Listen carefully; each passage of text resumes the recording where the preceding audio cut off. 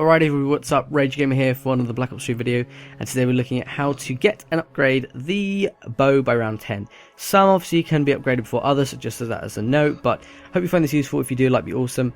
First thing I'm going to suggest is that you can pick up Quick Revive, crouch down to get 100 points for free, and then obviously buy Quick Revive. You want to shoot the zombies 8 times in the foot/lower leg, and then you want to knife them. Now obviously you're going to run out of ammo before that, so there's a fuse behind you, so if you want to put that and use it to call one of the tram things back, I can't remember what you call it, then it could have an awesome drop for you, and that might give you max ammo or double points or something that would be useful. But you want to kill some zombies, open that first door, then just behind me there was double tap, so you want to crouch by that to get another 300 points, and then open that big gate. Now you want to come through here, and by the mystery box is actually here this time, but by this mystery box there'll be a dragon head. You couldn't quite see it in this video. Oh, if you guys know how to get the bow already, then you might want to skip ahead a little bit later. But so what you want to do is just kill one zombie close to where this head is, this statue. Then that's going to activate it, and once it's activated, make sure you leave it about 10 or 15 seconds to get it activated. Then once that happens, you then want to kill 7 zombies, no more, no less. So 7 zombies after that first one, but make sure that you leave a bit of time between each zombie you kill. It can only feed, on one zombie per, I don't know, 10 seconds, something like that. So you want to leave it a little bit of time per kill. Make sure you get lots of kills in that close area. Now once you've done that, once you've activated that head and the statues sort of just crumble to the floor, you then want to come up where I've gone. I purchased a weapon, I think, but I bought the debris, and then I came around here to the power, and I switched the power on, obviously. This is going to open the door just to your left here, or and then when you want to come down to the lower courtyard. I'm sure most of you know where that is. You can actually crouch by speed color, get another 300 points, and you want to come over to this statue just behind me. You want to get 1 kill, like I said again, to activate that head in the wall, and then 7 more kills spaced out time wise, like I said, and they need to be close to where the statue is. And once that's done, the statue will then sort of just it'll feed, and once it's done, it will just sort of breathe fire out, and you'll know that's when it's done, and then the music will change a little bit, and then the statue will just stay still and then crumble to the floor.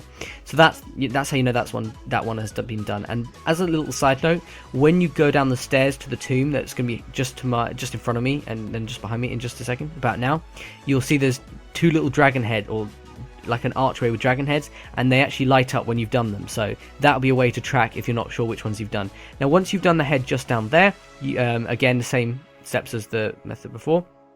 You want to come up, get the bow from that tomb just behind where that knight is laying on his deathbed, and then you want to come up to where this death ray is, and you want to shoot that little compass thing, and then in a crack in the wall you'll get this quest. You hold X or square on it, and then you activate the quest. Now then you want to come down to spawn, and you want to shoot that sort of beacon thing, I'm going to call it, light it on fire with the arrows. You got to get good at this and just shoot roughly where I was, really. And I messed that one up, but then somehow wasn't even looking, and I did that one. So it's kind of random, but you need to do them. You'll get used to it, so you just need to shoot that one there, and then obviously you can actually buy the debris and go underneath to get it quicker. But either way, then you want to come down and you want to use the teleporter, and you want to go and finally light this one here by the rocket testing facility. You'll see where it is, and I'm not really a pro, but it wasn't the first time. I think I got it second time, so you've got to get used to it and practice it, and you can shoot it as many times as you want until you get it. You then want to teleport back and be obviously aware, because sometimes the rocket is taken off, so you've got to be careful and not die from that. And then you'll come back, and obviously you need to activate these pressure pads if you hadn't done it already. So basically you need to stand on these plates, 4 around the edges of the pyramid, and you need to stand on them for about 3 or 4 seconds each one, and they'll emit this blue light once it's actually been officially completed. Then you'll have this anti-gravity mode, and you'll see these weird like wind symbols on the wall. You need to wall run over them. There's 5 of them, and you have to get them all. You don't have to get them all in one go, so you can actually run around again. You see, like, I missed that one just there. I thought I got it, but I didn't. So you just need to run quite close to them. You can't fall off though. If you fall off, you have to start again. And if you run out of time, you have to wait to the next round for the anti-gravity mode to come back on. So you've got to be careful, and like what I suggest is that little bit there, you curve round, just follow the method I did, do it the way I did. That's probably the best way to do it, and you can loop back around again. Just make sure you don't fall on the floor, be very careful.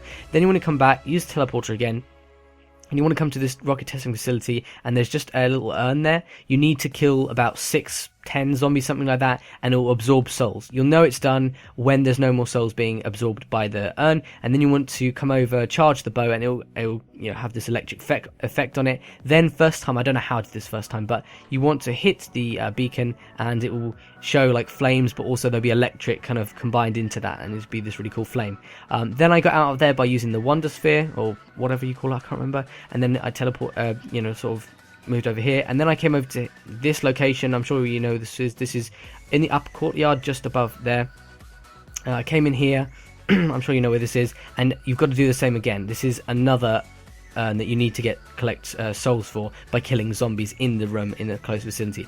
When you're done, when there's no more souls being accepted, use the Wonder Sphere, jump over here, and by the way, I suggest doing everything in this order because otherwise it gets out of hand, so I suggest doing it in that order, all on the same round. So by round 9 you should have all 3 of these urns done. So now we're still on round 9. Don't kill all the zombies in that last place. You need to kill some more zombies for the souls, and once it's done in that room, again, no more souls will be accepted. And then you want to make some crawlers in the lower courtyard where I just was, and then you want to come back, charge your bow again, and pick up the electric. I don't know what you want to call it, the electric.